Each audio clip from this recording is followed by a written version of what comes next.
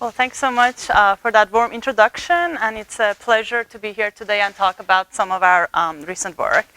So I would say my lab works at the interface of systems and control and statistical inference with neuroscience to develop closed-loop algorithmic technologies. In particular, we develop two types of brain-machine interfaces. The first type are those brain-machine interfaces that aim to allow your brain to directly control an external device. And obvious examples of these are motor neuroprosthetics that aim to restore movement, for example, in paralyzed patients. But we also work on a different type of brain-machine interfaces that kind of aim to do the opposite. So instead of allowing the brain to control an external device, we want to actually control the state of the brain itself. And on that front, we work on developing BCIs that use electrical stimulation to control mood states in neuropsychiatric disorders. Now you may ask me, why are you working on all of this? These are very different applications. But what they have fundamentally in common is that all of these systems can be viewed as closed-loop control systems. So a closed-loop controller, of course, is a controller that decides on its commands to change a plant state, not only based on a model that you might have of the plant, but also based on the feedback that you receive from the plant. So let's look at the two types of BCIs and see how they fit in the same framework. So if you look at the motor BCIs, they're closed-loop control systems in which the brain is the controller, the plant is the prosthetic, control commands are neural activity, and feedback is biofeedback, for example, visual feedback. If you look at the second type of BCIs, the roles are kind of reversed. Now the plant is the brain that you're trying to control. The controller is what we design. Control commands are electrical stimulation, for example, and feedback is the neural activity. So given this common formulation and framework, we bring in a common core of methodology and approach to design these systems. So first, we use control theory, in one case to actually build explicit models of the brain as a closed-loop controller. And in the second case, of course, we have to build the controller itself. And in both cases, we also use system identification and statistical inference, for example, to understand how neural activity represents an internal brain state or intention, and in the other case, to understand further how our external inputs change neural activity and therefore the brain state.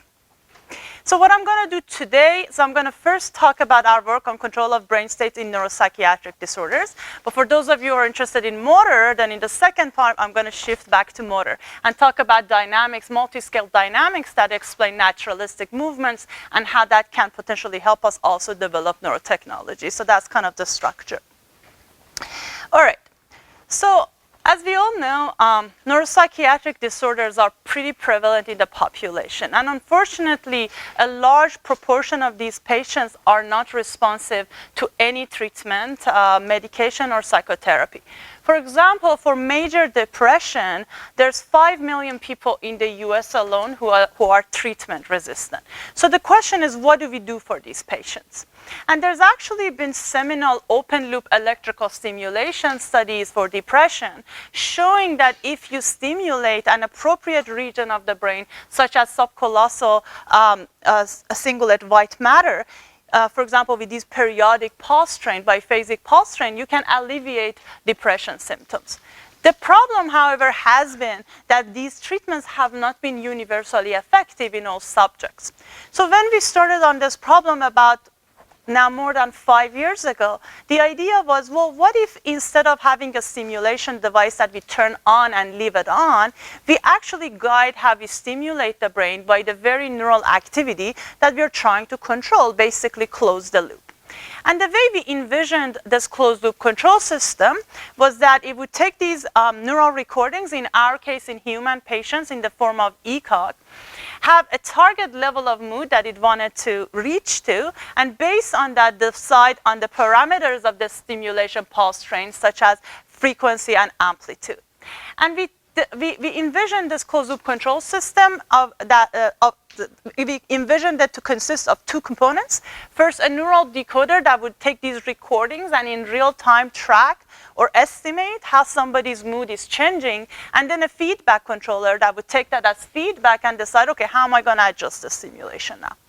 Now, to build the decoder, the first thing we need is an encoding model that tells us how mood variations are even represented in neural dynamics. But that's not sufficient. If you think about it, even if I know how your mood is changing perfectly, I still have no clue how to stimulate your brain to change your mood.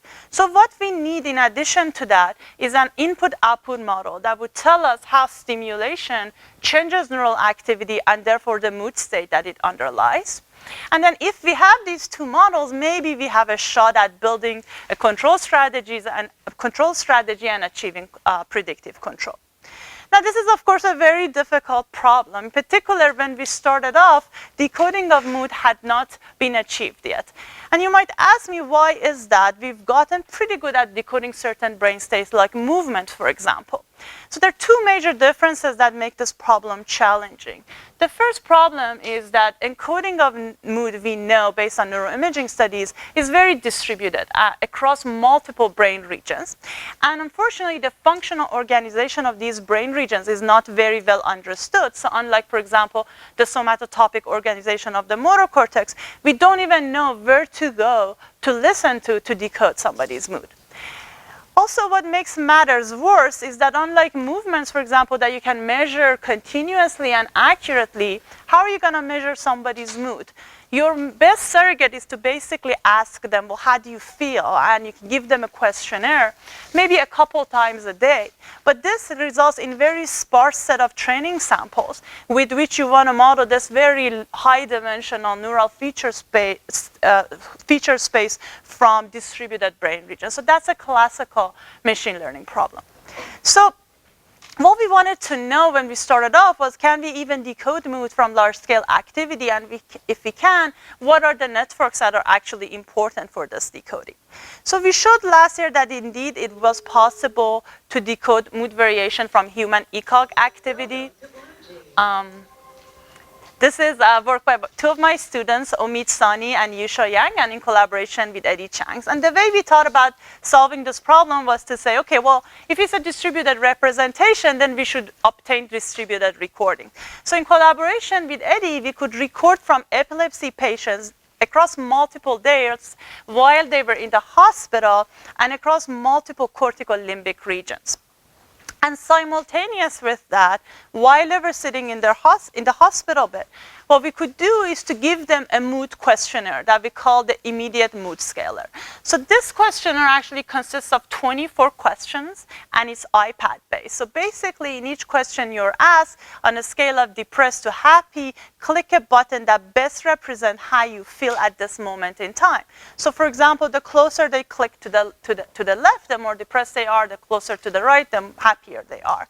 So we have them answer all of these questions, sum up all of the answers, and get a single number, which is our operational definition of mood. And this questionnaire is actually validated against traditional measures of depression and anxiety symptoms and is shown to be related to those. Okay, so that's our data set. We have, let's say, the patient there for 6 days, continuous 24/7 recordings of tens of electrodes, hundreds upon hundreds of neural features, and then maybe two IMS points a day with which we want to model them. So this is very challenging. So what we want to do is to build an encoding model that tells us how mood variations are described in neurodynamics. And our first idea to solve this was actually pretty simple. We should do dimensionality reduction if we have a high-dimensional neural feature space and try to describe the dynamics of the neural activity in terms of a small set of neural variables, and then relate only those small set of neural variables to our sparse mood measurements. And once we have the encoding model, of course, then we can build the decoder. But the problem is that if you apply standard dimensionality reduction to this problem, it's not going to work. So we had to develop our own. And this was guided by the intuition that, well, if there is a distributed representation, there's probably redundancy in the network. So instead of trying to model every single network node, which is impossible, what if I develop a method that tries to find the smallest possible networks that's good enough for decoding, sufficient for decoding? So we developed a method that we call progressive region selection. So it starts from smallest possible networks with one region and grows the network size only as needed to enable decoding. Then we said, okay, well, even within these smaller networks, we have to do further dimensionality reduction, and further we have to model the dynamics. So we use a dynamical latent state space model, that I'm showing you here, and I'm going to explain this one equation because I'm going to use it throughout the talk. So here you have these neural features that are in purple Y, described in terms of a much lower dimensional latent state, which is in orange X. And the dynamics are really described in terms of X. So for example, the top line tells you how X goes from time t-1 to time t. So by doing this, basically, you're describing the dynamics of Y in terms of a lower dimensional state X. So doing these two steps, basically, you get a small number of neural predictors, and then what you can do is you can relate those small number of neural predictors to your IMS measurements to build the encoding model that hopefully generalizes beyond your training set. Okay, so once we have the encoding model, then the decoder you can build based off of that. So the optimal decoder for this encoding model is a Kalman filter that first estimates the latent states, and then a regression that predicts mood from that latent state. But does it actually work? So we applied this in 7 epilepsy subjects who had enough measurements to enable modeling. Here is the predicted mood versus decoded mood across the population for the 7 subjects. And the closer to the 45-degree line it is, the better. So you can see that we're doing a pretty good job at decoding their mood variations. More importantly, in every single individual, we could actually track their mood variation significantly, and this opens the door for personalized therapies. Now, you might ask me, okay, great, you can decode, but what were the networks that actually turned out to be important for this decoding? So what we found was that actually the decoder largely recruited the limbic regions. And we confirmed this using 2 searches. So first we said, okay, let's do the modeling just within limbic regions. And then second, let's do the modeling across all of the electrodes, whether limbic or non-limbic. And what we found was that actually consistent networks were selected in the same individual, which showed the robustness of the method. Further, if we used similar numbers of electrodes outside of limbic regions, the decoder actually failed. And this showed the biological consistency of the approach, because we know from great work in neuroimaging that actually limbic regions are critical in emotion and mood processing. Finally, interestingly, even though we are doing the decoder training in each individual, and even though there are so many regions in each individual that the decoder could pick, we found that in 60% of our subjects, the decoder selected the orbitofrontal cortex as the most mood predictive site. That was almost sufficient for decoding. And this is interesting because in an independent set of studies in collaboration with Eddie's lab, we've been thinking about where we should stimulate to alleviate depression symptoms consistently. And what we found was that actually orbitofrontal cortex stimulation improves mood symptoms in patients who have depression traits more consistently than other regions. So these 2 completely independent studies, one using trial and error based kind of stimulation, one using modeling, are converging to this one site and indicating its importance within the mood regulation network. And that's interesting also for scientific purposes and also for developing future therapies. All right. Okay, so far what I've shown you is that, well, I can get a feedback signal. I can actually track mood variations and use that as feedback. But as I mentioned before, even if I tell you I know perfectly what your mood is, I still don't know how to stimulate your brain or how I might change my stimulation in real time to change your mood. So what we need in addition to that is an input-output model that would describe how stimulation changes neural activity and therefore changes mood.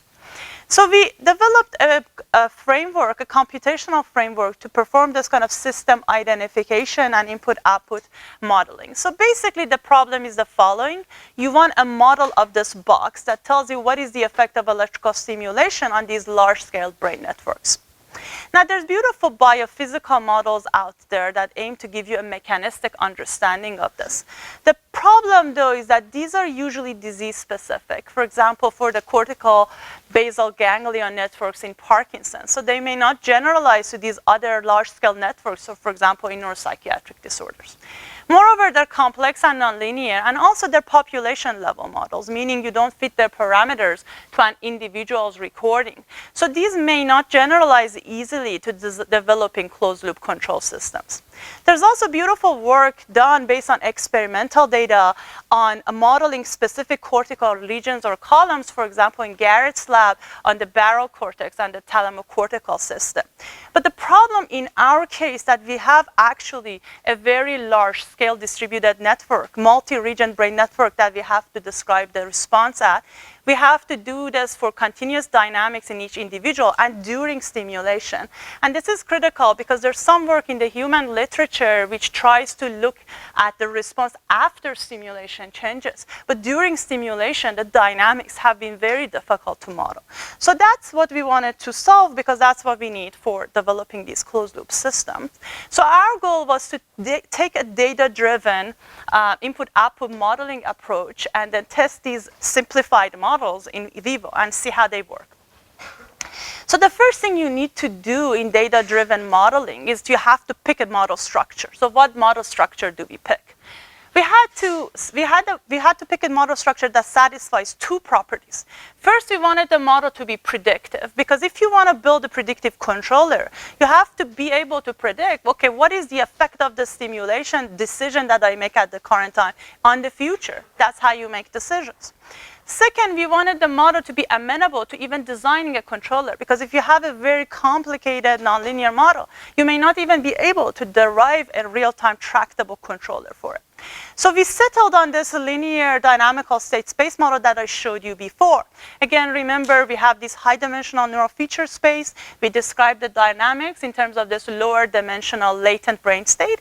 And this latent brain state is what we model the dynamics on. And we model both mood and neural features to this latent state. Now, what's missing here is the stimulation. Where do I put the stimulation here?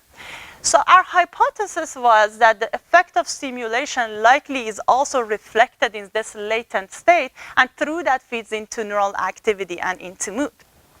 Now, this model structure is relatively simple, but the problem is learning its parameters is actually pretty difficult. What we need to do is to learn these parameters in a data-driven manner. So meaning we have to electrically stimulate the brain, record the response, collect the data sets, and use that to fit the model. But the first decision we had to make is what kind of electrical stimulation do we want to apply to the brain to record the response to build these models.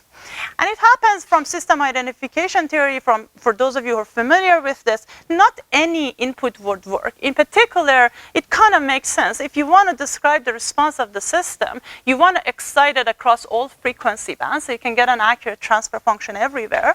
And therefore, you want inputs that are kind of like white noise and white spectrum. But in electrical stimulation in the brain, we usually clinically use these biphasic pulse trains that are periodic, which are far from being white. So the question was, what kind of white noise do we design for the brain? So our key idea here was based on the literature. Clinical outcomes are usually driven by the parameters of these biphasic pulse trains, such as amplitude and frequency. So what we really need to design is a waveform that is wide spectrum in the parameter space, meaning its amplitude and frequency changes stochastically in time in a manner that just looks like white noise. So this is the design that we came up with. We call it binary noise modulated electrical stimulation pattern. We've also extended it to multi-level, but for now, let's say it's binary. So basically what it does is it uses your basic biphasic pulse shape that clinicians love. Then it changes its frequency and amplitude stochastically in time in this way. So it just changes them between two values. Let's say for amplitude between 1.5 to 3 milliamp. At each time you flip a coin with 50% probability, you stay where you are. With 50% probability, you go to the next level. You do the same independently for frequency. You modulate the pulse, and you get what we call the binary noise modulated electrical stimulation pattern. Now you can show this is wide spectrum in the parameter space. It's clinically safe because you use the same kind of charge balance biphasic pulses. You didn't do anything different. And also it's flexible. So if there are a particular pulse shape that you desire, you can incorporate it within this framework. So in the paper we published, we just did numerical simulations, basically. It was just like an idea. And we confirmed with numerical simulations that even in simulations, having this worm form was critical in doing the right model identification. But of course, the question is, does this even work? If we apply it on the brain, can we actually model large-scale brain network response to stimulation? So over the past couple years, we've been collaborating with Bijan Pesaron's lab at NYU. And in his non-human primate experiments, we've been able to actually stimulate from several brain regions while monitoring multi-region large-scale brain network activity using local field potentials. So basically what we do is we apply our binary noise pattern, we do artifact removal, we do power spectral calculation for the LFP, we fit our model with all the noises and everything on the raw data. And then we say, okay, well, how is this model, how good is this model in predicting the input-driven dynamics? So does this actually predict how neural activity changes due to the input? So the way we assess this is using forward prediction. So in forward prediction, you're basically interested in input-driven dynamics of your neural activity. So what we do is we say, okay, I'm going to just initialize the state at 0 as if I know nothing about it. I'm just going to use the past input to predict my current output. So I'm not even going to use that my past output, meaning past neural activity.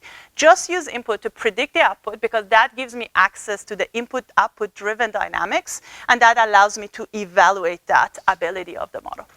Okay, so we do the forward prediction. This is one example neural feature. So the input-driven dynamics in gray and the predictions in orange, and you can do that. You can see that we're doing a decent job at predicting its dynamics. If you want to look closer, this is the feature, and this is its forward prediction. So just plug in the U and just feed forward predict without even looking at neural activity. This is significantly above chance, and this result generalized across our monkeys and data sets and frequency bands. All right, so the next question was, well, was this dynamical model even necessary to describe the response? Meaning, is it really a dynamic response? And what are the characteristics of this response? Could a simpler model have done the same thing? So in general, a dynamic model, again, go back to the same equation. Its dynamical characteristics are largely described in this A matrix, which tells you how x goes from time t-1 to time t. In particular, if you look at the eigenvalues of this matrix, in general, they're complex conjugate eigenvalues. And they basically imply that to get the current output, you're going to use a weighted average of your past inputs in a manner with weights that both oscillate into the past and decay into the past, right? So that's the most general weighting that you can think of. And in general, that's what a dynamic model does. So then we ask, okay, what are special cases of this, and do they do as well? So the first easy special case is a non-dynamic regression model. So current input dictates the current output. How does that do? Pretty bad. Then we said, okay, well, maybe if we just smooth out the past of the input, we'll do as well. So we did a smoothing model, pretty bad. Then we said, okay, well, maybe it's not oscillatory dynamics, it's just damping dynamics. So what if I smooth that way? Again, significantly worse. So this showed us that there exists actual damping and oscillatory dynamics that we had to model to do this accurate prediction. The other interesting observation was that the brain response was actually distributed across a lot of brain regions. And these are the two monkeys. The reason that second monkey has fewer dots is because we just have fewer data sets and fewer sites that we stimulated. Okay, so this was a distributed response across the regions, and it was also distributed across frequency bands.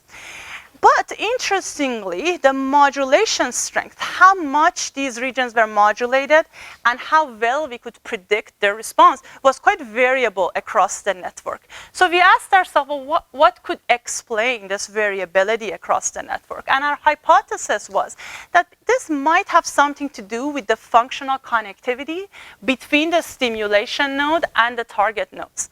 So we said, okay, let's go and test out this hypothesis. So is modulation strength related to at-rest network connectivity? So we collected at-rest data, meaning without any stimulation. We used these new data sets and we computed a measure of at-rest functional connectivity using this classical controllability measure in control theory. So controllability basically tells you how easy it is to control a network node from the stimulation node. And it's been actually applied on structural brain data, such as DTI data for structural connectivity, but not for functional connectivity. It hasn't been applied to electrophysiological data. So we actually applied it on our electrophysiological data to get a measure of at-rest functional controllability. And we said, well, does that correlate or explain this variability? And indeed it did. So when we looked at the functional network connectivity versus the variability in the modulation strength, that actually explained it as was significantly correlated with it. So this is interesting from just a scientific perspective, but it's also from just a modeling perspective, is an independent validation of our input-output modeling. Because remember, this is computed, so the at-rest controllability is computed using data set that had no stimulation whatsoever, whereas the modulation strength is computed, or the model predictions are computed using stimulation data set. So the fact that these two data sets are giving us consistent results kind of validates the IO modeling framework further. I'm not going to talk about this much, but we've started actually doing this in human subjects as well in collaboration with Eddie Chang's group at UCSF. And this time we have ECOG recordings, and we have been applying the same binary noise modulated input, and our results are again similar. So we can significantly predict the input driven dynamics in response to electrical stimulation, but I won't go into the details of that. All right, so what do we have so far? We have the feedback signal, we have the input-output model. The next thing we have to do is to build a control strategy. And that's hopefully for the next few years in the lab, but I'll give you an intuition of how we're thinking about actually building these controllers. So basically the idea is that the input-output model would tell us how these large-scale neural activity changes in time in response to stimulation. Now the decoder would then tell you how these neural features actually are related to mood variations. So if you have both of these models together, you get a direct transfer function from stimulation to mood through neural activity that then you can use to design a feedback controller. So that's something that we're hopefully working on for the next few years in the lab. All right. So what I've shown you in this part of the talk is towards developing a model-based closed-loop controller of brain state. I showed you that we can actually decode these mood states, and I've shown you an input-output modeling framework for describing large-scale brain network dynamics to electrical stimulation that we're hoping to put together towards new therapies for neuropsychiatric disorders. All right. So where are we going from here? What I've talked about so far, if you remember, has mainly focused on a single modality of neural activity or a single scale of activity. And that's usually the case. So for example, I talked about just ECOG or just LFP, or in motor BCIs, usually people use just spikes. But as we all know, behavior is actually represented across multiple spatial and temporal scales of neural activity, which are reflected, for example, in small-scale spiking activity of a neuronal population, as well as larger-scale dynamics that are reflected, for example, in local field potentials. So what if instead of just using one scale of activity, we actually try to use them simultaneously? Can we build better neural technologies, and even importantly, can we understand better how multiscale dynamics give rise to naturalistic behaviors? So what's the modeling challenge for multiscale modeling? So first problem is that these local field potentials, for example, ECOG and spikes, have fundamentally different time scales and statistical profiles. For example, ECOG and LFP are these continuous valued signals with slower time scale, whereas spikes are these all or none action potential events that are basically zeros and ones. There is either a spike or there is no spike, and they're happening at a faster millisecond time scale. So how do we put all of them within a unified framework? So one simple way would be, okay, let's just use big bins for the spikes. Well, the same bins that you use to compute, say, your LFP power features, count the number of spikes and use a single scale model to model everything. But the problem is that, as I mentioned, spikes have fundamentally different timescales than fields, and also different statistical profiles. So these are binary signals. And indeed, a couple years back in that paper in Nature Com, we showed that modeling the binary nature and the fast timescales of spikes could actually improve control and maximize how much decoding you got within a motor BCI. So motivated by this, we wanted to actually build multi-scale models that take into account these different statistical profiles and timescales. And prior work that has put spikes and LFP together in BMIs have actually not focused on multi-scale modeling. Moreover, we were interested in multi-scale dynamics, so prior work haven't looked into these kind of dynamics at different scales. So basically, our goal was to come up with a multi-scale encoding model that models these different time scales and statistical profiles of our signals, and then decoders that run at these multiple time scales and add information across scales. And I would say this was partly motivated by developing better neurotechnologies, but you can imagine that if you want to understand dynamics in the brain, you want to actually model the right timescales for your signals to be able to model those as well. All right, so this is for both purposes. Okay. So here's the problem formulation. This is work spearheaded by two of my students, Salar Abbaspour and Hanlin Shea. And their goal is to basically build a model, encoding model, that tells you how a brain state is simultaneously represented as spikes, LFP, ECOG, whatever modality you have. And this is the model structure that we have written down. So the first two lines should be very familiar to you by now. We have the brain state that we are describing the dynamics on. This is the field potential signals, for example, your LFP or your ECOG. But now what we have in addition to that is the spike model, which are these binary events. You can think of it, we model it with a point process. So you can think of it as a binary coin toss. With some probability you have a spike, and with some probability you don't. And that probability, which is equivalent to your firing rate, is actually a function of your brain state, of that latent brain state. So this is the model structure. Now, we are interested in two versions of this model.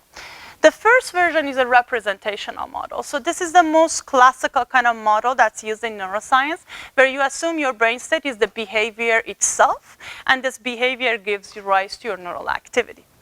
But we're also interested in a dynamical multiscale model, where your X is now this latent state, and it's related to behavior, but it's related to other stuff as well. And in this kind of formulation, your latent states give rise to behavior as well as to neural activity.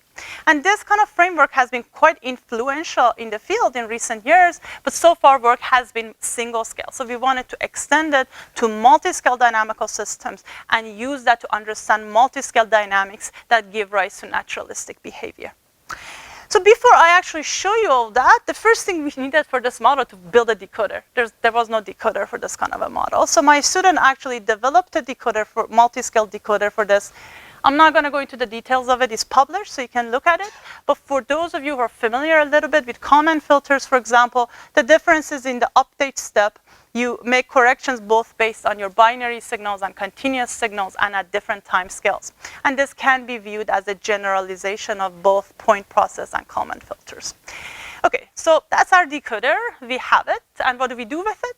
So what we wanted to do was to actually use this framework to understand neural dynamics, multi-scale neural dynamics that explain naturalistic reach and grasp movements. So we've been very lucky to collaborate with Bijan Pesaran's lab at NYU, and he has this beautiful data sets where he had monkeys to naturalistically reach towards objects and grasp them and bring them back, return to an original position, and then do this naturalistically as they wish. So the object's always there and moving around, and whenever they feel like it, they reach for it, grasp it, and bring their hand back. So it's a very naturalistic scenario. He also monitors all of the 27 joint angles of the arm, as well as records from tens of electrodes with simultaneous spike field potential recordings. So we use this data set to look into these questions. So the first thing before we think about neural dynamics that we wanted to confirm was, first of all, is there even any non-redundant information in spikes and LFPs? Let's just look at information representation. And for that, we just use the simple representational model. So we confirmed that indeed our decoder could run at multiple time scale and combine information across scales. So these are two joints, for example, wrist deviation and shoulder elevation. This is decoding using spikes alone, and this is using LFP and spikes. So you can see we get an improvement in decoding. We did it bidirectionally. In both cases, we get an improvement of about 40% over a single case scenario. So this confirmed to us that there exists indeed non-redundant information in local field potential and spikes, and we can improve decoding. But that's not what we were interested in. What we wanted to see was really what are the dynamics like at different scales and how they explain naturalistic movements. So to do that, we have to move on to a dynamical version of this multiscale model, where now your X is a latent state. You have your fields, you have your spikes, and now your behavior is a function of X. Now, learning this model is much more challenging because those pink parameters have to be learned unsupervised with respect to behavior. So my student Salar has developed a new multiscale expectation maximization technique to do so. It's presented in that computational journal paper, so I'm not going to go into the details of it. I'm going to just use it to show you what we find. So once we have this learning algorithm, we build our multiscale dynamical model. We also build a decoder, multiscale decoder corresponding to it, and we do decoding. And what we're interested in understanding is how small scale dynamics reflected in spikes and integrated larger scale network dynamics that are represented in local field potential explain these naturalistic movements. In particular, how are these small scale and large scale dynamics related to each other? How do they differentially or similarly explain behavior? And finally, can we use this knowledge to build better decoders? So how do we look at multiscale dynamics? The good thing is once you fit this model, then you can ignore everything but the first line, because that's kind of really describing how you go from time t minus 1 to time t. In particular, that state transition matrix A that I keep going back to. If you look at the eigenvalues of that state transition matrix, in general, these are complex conjugate eigenvalues. So the radius of the eigenvalue basically dictates how fast you decay, your neural response decays in time in response to an impulse excitation. The angle of this eigenvalue would dictate with what frequency you oscillate in time in response to this excitation. And if you look at all of the eigenvalues together, they're describing the dynamical characteristics of your activity. So that's what we did. We built our model, we took the A matrix, we did eigenvalue decomposition, then we did a similarity transform, wrote X in modal form, which means that wrote it in a form in which each component corresponds to one unique eigenvalue with a unique pair of decay frequency characteristic. We call these eigenvalues mode from here on. And then the good thing about writing it in this form is that you can actually separate out the decoding of each of the modes. So basically look at, does this mode explain behavior? Does this mode explain behavior better than that mode? So you can actually do those kind of decoding analysis for the modes. Now, one thing we had to be careful is that we're not fooling ourselves, meaning we're not getting eigenvalues that are noisy or due to identification noise. So what we do is we construct an eigenvalue dimension diagram. So our logic is, if a mode, dynamical mode, is fundamentally there, it shouldn't depend on what state dimension you pick for your latent state. Remember, these are latent state, they're not real. You can pick different dimensions. So we said, okay, if it's really there, regardless of how I sweep the dimension, it should show up at some point and stay there. So that's exactly what we do. We construct this diagram where the real and imaginary are the eigenvalue space, and the dimension is the latent state dimension on the z-axis. So we fit different models while sweeping the dimension, and we say we're looking for vertical clusters, meaning modes. Remember, the mode location is on the xy plane, and this is dimension. So you want vertical clusters that persist regardless of the dimension. We do actual clustering of these, and we call each cluster a principal mode. So then what we do is we apply this analysis first on spikes alone and LFP alone. So let's see what we find.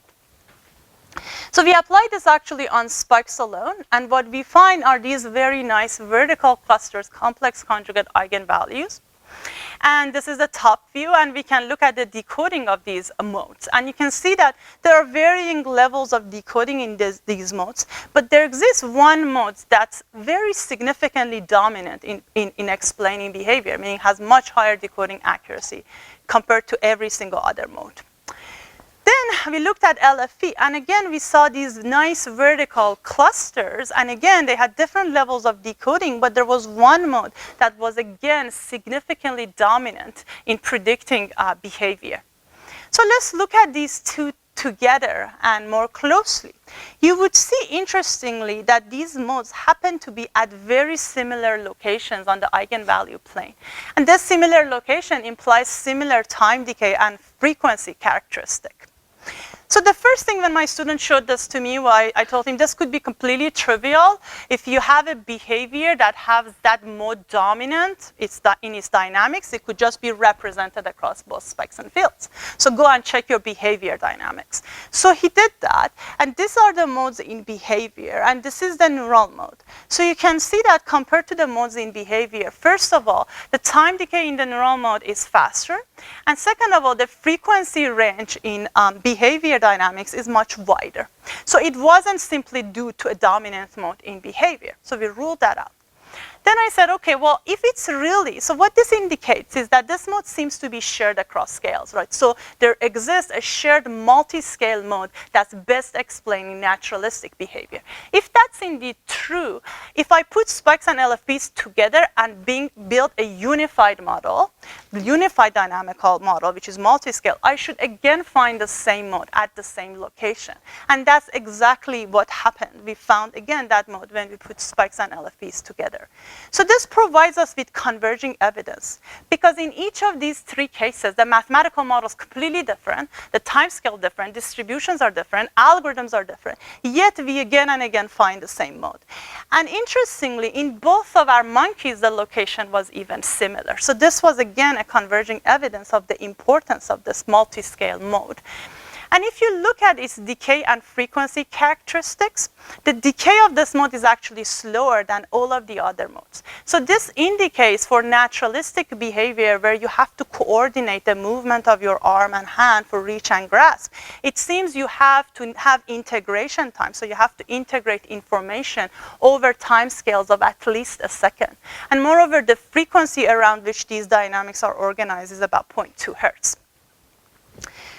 All right, so then we said, okay, if this is such an important dynamical characteristic, then we should probably do better doing dynamical multiscale decoding versus representational multiscale decoding, and that was indeed the case. I'm not going to go into the details of this, but this is representational decoding, this is dynamical multiscale decoding, and again, the dynamical version did better, as we had expected. All right, so where are we going from here? So I told you that these dynamical modes are very important in explaining behavior, right? But right now, really, the dynamical modeling techniques that we have, including what I have shown you in my talk, are not directed at extracting behaviorally relevant neural dynamics. What do I mean by that? So if you look at our brain state and our dynamical models, right? So you have recorded neural activity and you have behavior. And you have a set of latent brain states that are giving rise to this.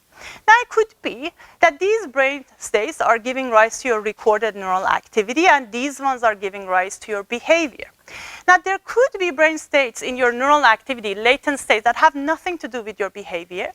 And similarly, you could have dynamics in your behavior that are not represented in your recordings. So what we really want to get access to is the shared part between behavior and neural dynamics, which we call the behavior-related states.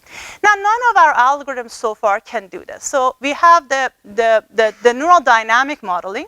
These are learned unsupervised with respect to behavior. So what that means is they ignore behavior, they build a model that gets the red part. So it means it wants to describe the dynamics of the neural activity first, and then they go and correlate that to behavior. So what this means is that you can have some behaviorally irrelevant dynamics that could mask your behaviorally relevant dynamics or even confound them. The other approach is representational modeling, which again completely ignores neural dynamics and says, okay, behavior is directly neural activity. So what it does is it finds the blue parts. It finds all of the dynamics in your behavior. But there could be dynamics in your behavior that are not in your recordings. But there's no algorithm to give us that shared green part. So we developed a new algorithm that actually achieves this. This is actually, we put it on bioRxiv a couple months ago, so you can check it out. But I'll just give you a brief kind of intuition behind it. So basically, again, the algorithm is building the same latent state linear state space model, except that now it can actually dissociate the states into two parts. One that's behaviorally relevant and one that's behaviorally irrelevant. It finds all of the model parameters, but it prioritizes the extraction of these behaviorally relevant dynamics. Does that with orders of magnitude more efficiency and less data and much more accurately. So instead of showing you the details of this algorithm and simulations, what I'm going to show you is what it does on our naturalistic movement data sets. So the first question usually people ask when they look at these models is, what is the dimensionality of behaviorally relevant dynamics? That's something that's very important in neuroscience for scientific understanding. So we said, okay, so let's apply our algorithm PSID and the neural dynamic models and see what we find about dimensionality. We applied both representational, neurodynamical models and PSID. And basically dimensionality is the latent state dimension at which you're saturating decoding. So what we find interestingly that our algorithm reveals a markedly lower dimensional behaviorally relevant dynamics compared to the other methods. So 4 versus 12 to 30. And even with those only 4 dimension, it does better decoding in cross-validation, meaning that 4-dimensional representation was even more accurate than the 12 to 30-dimensional representation. So the dimension was fundamentally 4, and that's what the algorithm recovered. The other question that people care about in neuroscience are these low-dimensional projections of neural activity during the behavior, and they want to relate that to behavior. So we said, okay, let's see what we get with a low-dimensional, say, 2D projection, which is common, using neurodynamical models. So what we found was, indeed, we found these rotational dynamics that you keep seeing prevalent across all data sets. In our case, even for naturalistic movements, we found that. But if you look at it closely, during the reach and the return epochs, the direction of these rotations were the same. So this intuitively didn't make sense to us, because if your behavior is changing direction, why aren't your neural dynamics changing direction? So we applied our algorithm, and we found indeed it recovered low-dimensional projections and dynamics that changed direction during the reach and the return epoch. And in cross-validation, this low-dimensional projection is much more accurate in describing behavior, as you would expect. So this shows you that you found actual accurate behaviorally relevant dynamics versus just dynamics in neural activity. And you might ask, well, how is this possible that I have both types of rotation present in my neural dynamics? This is just a hypothetical example to convey the point. Let's say I have 3 neurons and their activity moves on this 3D trajectory. If I project it on y1, y2 plane, you're going to find rotations that are in the same direction. If I project it on the y2, y3 plane, you're going to find rotation that change direction. So what this means is that you want to find the low-dimensional projections that preserve your behaviorally relevant dynamics, as opposed to just some random projection which may not reveal those dynamics that are related to behavior. We also found that this result held across all of the joints, meaning better decoding with lower dimensional latent state. It held across every recording channel. So we had very large scale recording from PMD, PFC, PMV, M1. And in all of the channels, we could get a lower dimensional representation and better extraction of behaviorally relevant dynamics. Okay, so to summarize, I showed you a multiscale dynamical modeling framework for spike field activity that can accurately model the timescales and statistics of these modalities. I showed you that there exists a multiscale dynamical mode that explains naturalistic reach and grasp movements, likely due to the importance of the integrated action of large-scale brain networks in performing naturalistic movements. And finally, I showed you a new algorithm, PSID, to dissociate behaviorally relevant and irrelevant dynamics, and showed you that that reveals a markedly lower dimension for your dynamics, behavior-related dynamics, and distinct and more predictive rotational low-dimensional dynamics. So with that, I would like to thank the students in the lab who do all the work and the funding sources, and I'll take any questions. Thank you.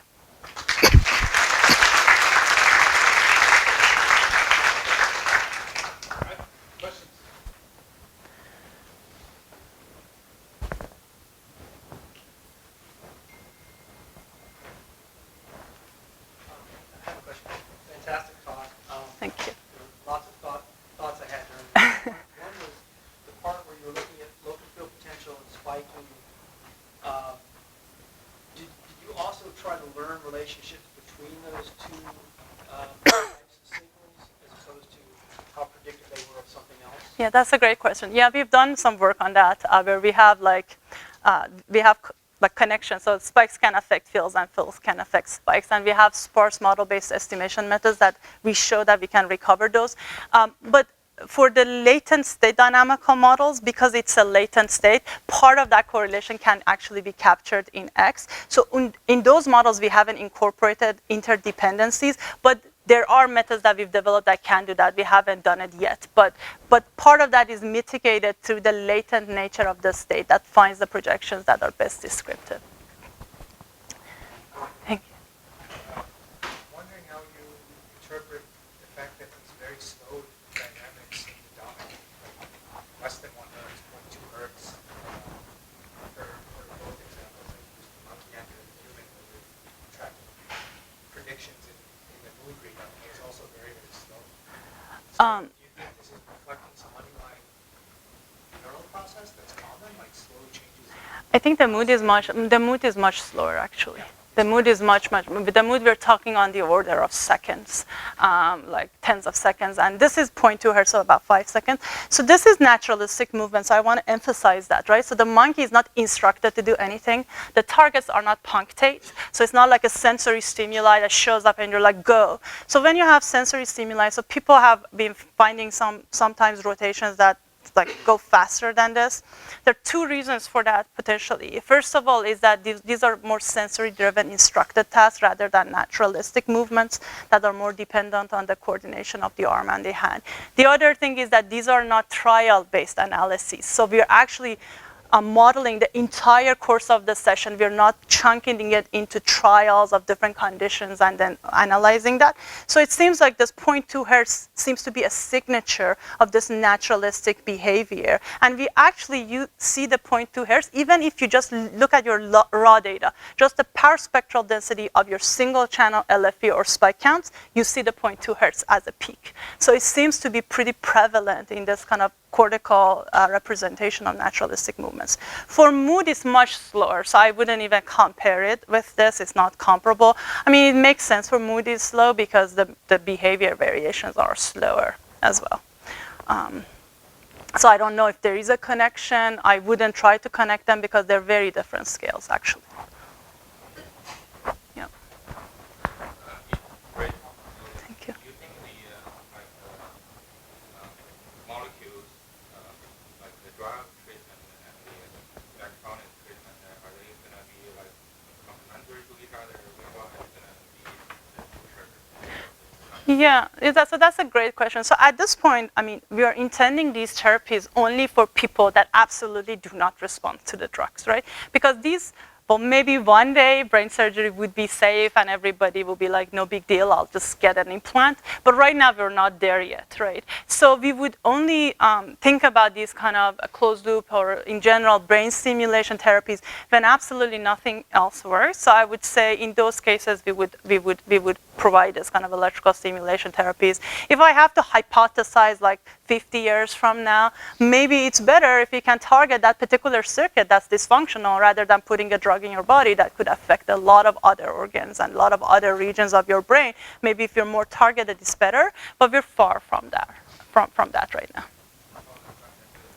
Seeing the algorithm kind of like help to see whether the drug actually works the way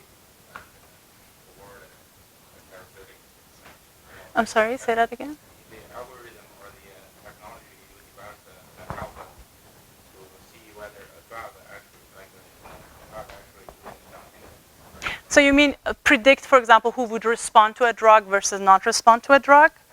Yeah, so that's a great question. So actually, there's been work, for example, with EEG, people trying to predict responders from non-respondent based on EEG recording, and there's actually been progress on that front. So yeah, it's possible that you look at somebody's brain activity, and based on that, can predict whether a given drug would work for them or not, based on like a training set of prior populations that have either responded or not. Yeah, absolutely, it's possible to do that. Usually these are not dynamics, right? Like because it's just you either responded or you didn't. So usually they just collect EEG. There's not much of a dynamics. It's just a decision point, right? Well, I know people have to get off to class, so why don't we take the remaining questions offline? All right. Thank you again. Thank you.